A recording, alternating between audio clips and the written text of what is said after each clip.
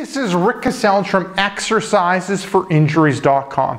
In this video, I wanted to go through the #1 workout mistake that is wrecking your elbows.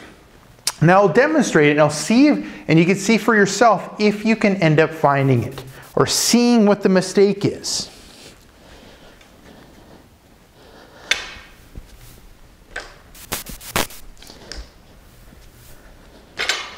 Okay, so now I'll demonstrate it from the side as well.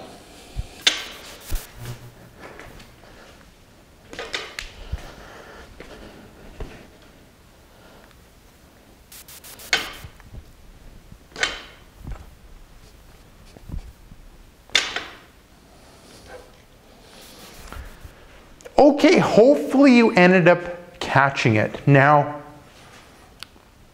it's pretty common thought or belief out there that when it comes to working out and workout programs, what most of us end up doing is we end up focusing way too much on pushing exercises and not enough rowing exercises.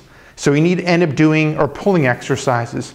So we need to end up doing either like a 1-to-1 ratio of pushing to pulling, or we end up having to do a 2-to-1 ratio, like 2 exercises of pulling to 1 exercise of pushing. But if you end up following that belief, what you're doing is, especially if you make this mistake, is you're wrecking your elbows. If you end up doing a 1-to-1 ratio or a 2-to-1 ratio, if you are making the mistake that you saw me make when I was doing the exercise. Now, let me explain what the mistake is. And what that is I did not focus in on HWFE. Now, HWFE is super important when it comes to rowing movements or pulling movements in order to not wreck your elbows. Now, what HWFE is, whenever you're doing any type of pulling or rowing movement, what you want to do is have the hand in line with the wrist, in line with the forearm, in line with the elbow. So when I was going through the rowing movements, what was happening was, and it can happen with an overhand grip and underhand grip, is I didn't end up focusing in on that hand, wrist, forearm, and elbow. What I was doing was I was breaking that movement. I was going into too much flexion.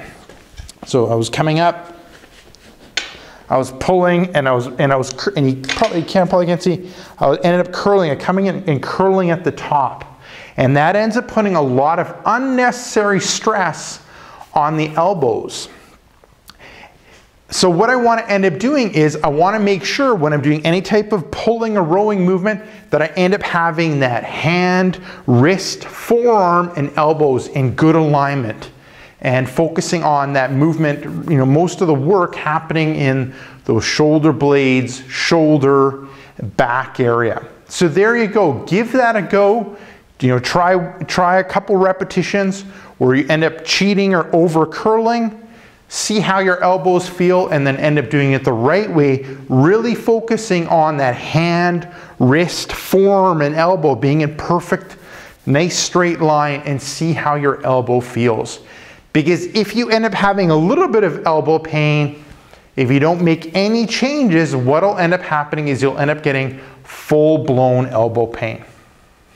So this is Rick Kaselj from exercisesforinjuries.com. Make sure to swing by exercisesforinjuries.com. Enter in your injury or pain. There's a good chance to have an article, video, or an interview that'll help you overcome your injury or pain.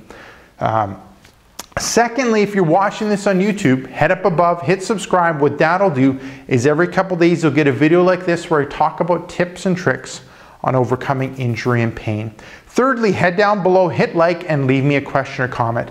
So this is Rick Kaselj from exercisesforinjuries.com saying take care and bye-bye.